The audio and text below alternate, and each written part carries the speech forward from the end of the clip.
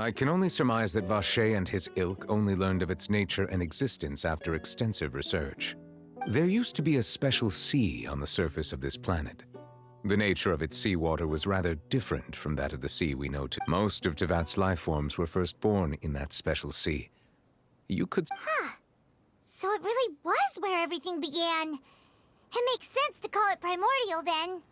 But today, the primordial sea no longer exists on the planet's surface. What Vacher discovered must have been some kind of special case, or a remnant from a truly ancient age. Huh. So that's how it is. Oh, you really know everything, Monsieur Neuvillette. But if that's the case, then why would people, at least people from Fontaine, dissolve in that kind of water? Indeed. Why would the primordial sea, which was known to engender and nurture life, suddenly reverse itself into... To be frank, that also doesn't match my understanding of this world and its laws. Is there anything else?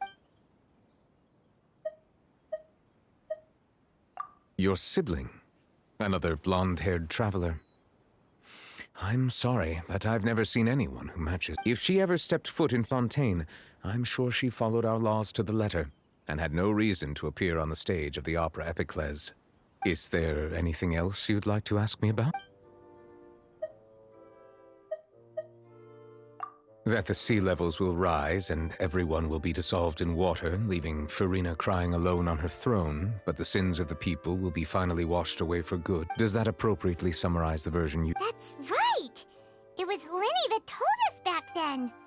And that about covers all the main points. Yes, up to the present, I think we reached a point where we have no choice but to confront this prophecy directly.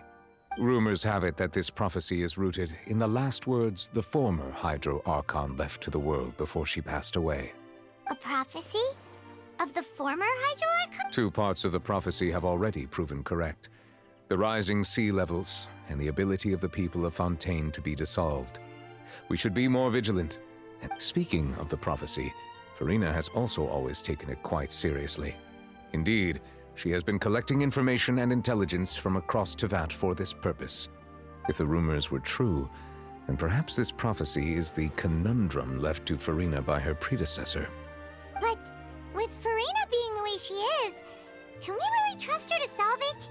Is there anything else you'd like to ask me about? My apologies. My investigation has still... However, I still believe...